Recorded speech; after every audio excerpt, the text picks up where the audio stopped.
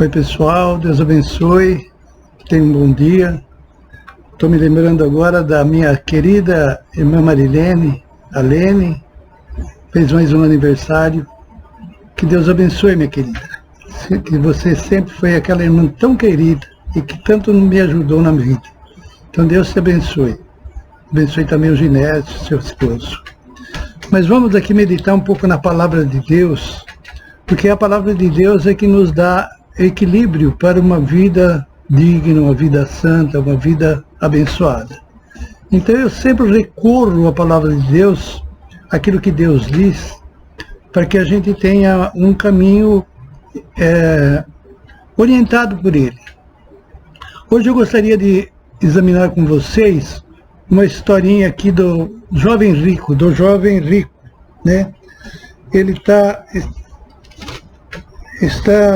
escrito em Lucas capítulo 18, do versículo 18 ao 29. Diz assim a palavra de Deus. Certo homem importante lhe perguntou: bom mestre, que farei para herdar a vida eterna? Esse é um desejo de todo mundo, né? Herdar a vida eterna. Então esse homem fez essa pergunta. Jesus responde: por que você me chama bom? Não há ninguém que seja bom a não ser somente Deus. Você conhece os mandamentos? Não adulterarás, não matarás, não furtarás, não dará falso testemunho, honra o teu pai e tua mãe. Ele respondeu: a tudo isso tenho obedecido desde a adolescência. Disse ele. Ao ouvir isso, disse-lhe Jesus: falta-lhe ainda uma coisa. Venda tudo o que você possui e dê o dinheiro aos pobres, e você terá um tesouro no céu. Depois venha e siga-me. Ouvindo isso, ele ficou triste, porque era muito rico. Vendo-o entristecido, Jesus disse: como é difícil aos ricos entrar no reino de Deus. De fato, é mais fácil passar um camelo pelo fundo de uma agulha do que um rico entrar no reino de Deus. Os que ouviram isso perguntaram: então quem pode ser salvo? Jesus respondeu: o que é impossível para os homens é possível para Deus. Pedro lhe disse: nós deixamos tudo o que tínhamos para seguir-te. Respondeu-lhe Jesus: digo-lhes a verdade. Ninguém que tenha deixado casa, mulher, irmãos, pai ou filhos por causa do reino de Deus, deixará de receber na presente era muitas vezes mais, e na era futura a vida eterna. Eu quero que vocês observem o seguinte: é um homem que queria ir para o céu. Esse jovem rico, ele queria ir para o céu. E a pergunta que ele faz para Jesus Cristo é: como herdar? Como herdar? E essa pergunta a gente também faz: como eu ter o reino de Deus? Como eu herdar a vida eterna? Como herdar o céu? Como herdar aquilo que Deus tem preparado? E ele dá a resposta. Uma das coisas que aquele homem tinha no coração não era a principal coisa que ele tinha, era Deus. Ele tinha a religiosidade. Ele era muito religioso. E ele guardava essa religiosidade. Mas ele não tinha um compromisso com Deus. Ele não tinha um compromisso com Deus. Ele tinha uma religiosidade. Quando Jesus Cristo pede para ele vender tudo, por que ele pede para vender tudo? É bastante significativo isso. A gente também pode pensar assim: por que Jesus Cristo pede os seus bens? Pede para vender tudo e dar para os pobres. Mas por quê? O que isso atrapalha? A realidade é a seguinte: que Deus não quer riqueza. E nem a gente vai acabar com a pobreza se cada um vender o que tem e dar aos pobres. O que Jesus quer, o que Jesus queria dizer com isso, é que muitas vezes o nosso coração está pregado nas coisas materiais. E quando a gente fica pregado nas coisas materiais, a gente não tem direito do reino de Deus. Por quê? Porque a gente prefere as coisas materiais. Então o dinheiro para muita gente é tudo. É o principal objetivo da pessoa, é o dinheiro. É claro que cada um de nós precisa do dinheiro. Mas esse dinheiro, para a gente se alimentar e se vestir, é necessário. Precisa disso. Então por isso que a gente trabalha. O problema é que se eu só pensar no dinheiro, a minha vida fica baseada aqui na terra, aqui nas coisas materiais.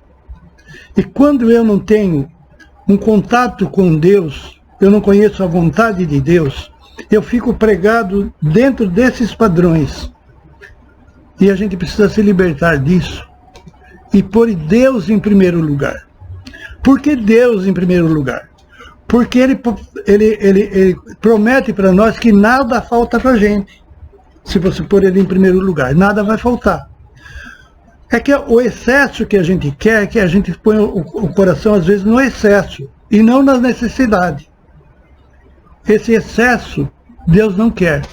Deus quer que você tenha limites e compreenda a vontade dEle para agir na vida segundo os padrões que Ele desenha.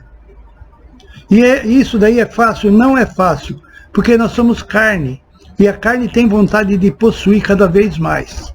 Mas a gente tem que deixar o Espírito Santo agir na nossa vida, para que a gente faça as coisas segundo os padrões que Deus quer. Então esse homem aqui causou um espanto também nos discípulos, porque os discípulos olharam aquele homem com os olhos do humano e viram aquele homem como um homem perfeito. Era um homem perfeito, ele cumpria a lei. Ele estava procurando cumprir a lei. Agora, então, eles não compreendiam aquilo que Jesus tinha dito. Ele falou, mas quem pode ser salvo desse jeito? Ninguém vai fazer isso. Eles falavam com Jesus, né? Ninguém vai fazer isso. E Jesus falou para ele, olha, para o homem, isso é muito interessante, viu, gente? Para o homem é impossível ser salvo. Para o homem é impossível. A gente não tem condições de se salvar. É por isso que Jesus Cristo veio. Jesus Cristo veio para fazer aquilo que é impossível para o homem. Então Deus do impossível está agindo. O Deus do impossível está agindo. Ele está perdoando os nossos pecados. Essa é a função de Jesus. É perdoar os nossos pecados. Mas qual é a nossa função? A nossa função é dar prioridade a Jesus Cristo. E essa prioridade tem que ser acima do dinheiro. Eu tenho que amar muito mais a Deus do que qualquer outra coisa. Às vezes a gente pensa, mas será que eu tenho que amar tanto a Deus assim, mais do que meu filho? Por exemplo, a gente pode fazer uma pergunta assim. Sim, você tem que amar a Deus mais do que o seu filho. Quando você ama a Deus acima do seu filho, Deus te capacita para que você ame seu filho mais do que você amava antes, quando você pensava que o seu filho era o principal. Quando você põe Deus como o Senhor, você ama mais o seu filho, você ama mais seu próximo, você ama mais seu pai, sua mãe. A realidade que Deus é como uma fonte de amor. E quando você ama Deus, você faz isso. Você não se preocupa com dinheiro, porque o dinheiro é uma consequência da vida da gente. A gente tem que correr atrás dele para a gente viver. Mas não ficar obcecado por causa do dinheiro como muita gente. Por isso que o rico, ele está falando como que é difícil o rico entrar no céu. Porque se ele está com o coração no dinheiro, como aquele homem estava com o coração no dinheiro, que parecia que ele era santinho, mas quando for para mexer no dinheiro dele, ele foi embora. E o que acontece hoje é a mesma coisa. Muitas pessoas, quando se fala de dinheiro, perdeu o contato com Deus. Perde o contato com Deus. E na realidade a gente não pode fazer isso. Deus tem que estar sempre, a primazia da nossa vida tem que ser o nosso Deus. Porque aquilo que eu recebo do dinheiro é uma troca que eu tenho. Mas o que eu recebo de Deus é uma coisa maravilhosa. É uma paz, é uma tranquilidade. Sabe, não tem coisa mais gostosa na vida do que você deitar na sua cama e ter um sono leve, sem preocupação, sem maldade, sem coisas ruins na cabeça. Porque quando você segue os caminhos do Senhor, a sua mente fica limpa, transparente. Aquilo, você pode ser assim diante da esposa, diante dos filhos. Você tem que transmitir essa aparência de transparência, uma transparência visível para os filhos e para o próximo. É isso que Deus faz na nossa vida. Não é o dinheiro que faz isso. O dinheiro, o amor ao dinheiro é o princípio de todos os males, segundo a Bíblia. E é realmente isso. O amor ao dinheiro traz isso. A gente precisa dele, mas também o domínio é do Senhor. O domínio é do Senhor. Então a gente precisa ser objetivo na nossa vida. E às vezes Deus pede para a gente fazer determinadas coisas que a gente acha difícil. Mas quando você realiza aquilo que você acha difícil, você tem uma paz, uma alegria, uma coisa maravilhosa que vem de Deus. Deus tem muito mais a dar do que a gente pensa. É que a gente também é egoísta. E eu não estou falando dos outros, estou falando por mim mesmo. A gente tem egoísmo. Mas se a gente tiver abundância do amor em Deus, a gente vive muito mais feliz. Eu desejo que você observe que amor ao dinheiro não leva a lugar nenhum. Quando você partir dessa vida, quando nós partimos dessa vida, você não leva nada. Mas você leva, a alma está. Como que está a nossa alma diante de Deus? Como está nosso espírito diante de Deus? É isso que precisa ser analisado. Amor começa com Deus e acaba com Deus. Que Deus possa nos abençoar e que a gente possa observar que esse homem tinha uma religião. Tinha uma religião. Ele cumpria a religião dele. Só que tem um detalhe. O amor dele não estava no Senhor. Estava no dinheiro. Que o nosso amor esteja em Deus. E a gente vai ver a retribuição disso.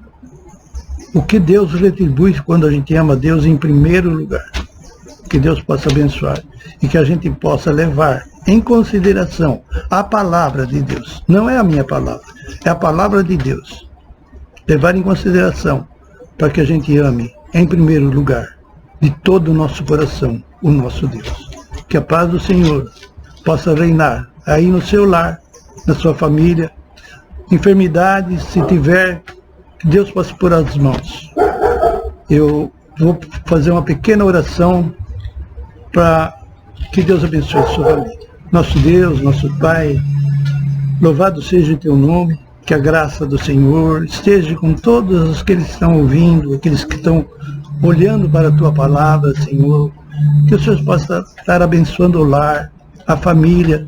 Se tiver alguém doente, Senhor, ó Deus, põe as tuas mãos. O Senhor é de misericórdia. O Senhor é de amor, Senhor.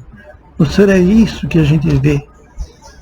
A tua misericórdia, o teu poder, a tua glória, Senhor. Esteja abençoando a vida dos meus parentes, dos meus amigos, das minha família. Ó Deus, ser com cada um que esteja ouvindo esse momento de oração. E que a paz do Senhor possa reinar no meu coração, no coração de todos aqueles que estão nos ouvindo. Em nome de Jesus. Amém, Senhor. Deus abençoe. Até domingo, se Deus permitir.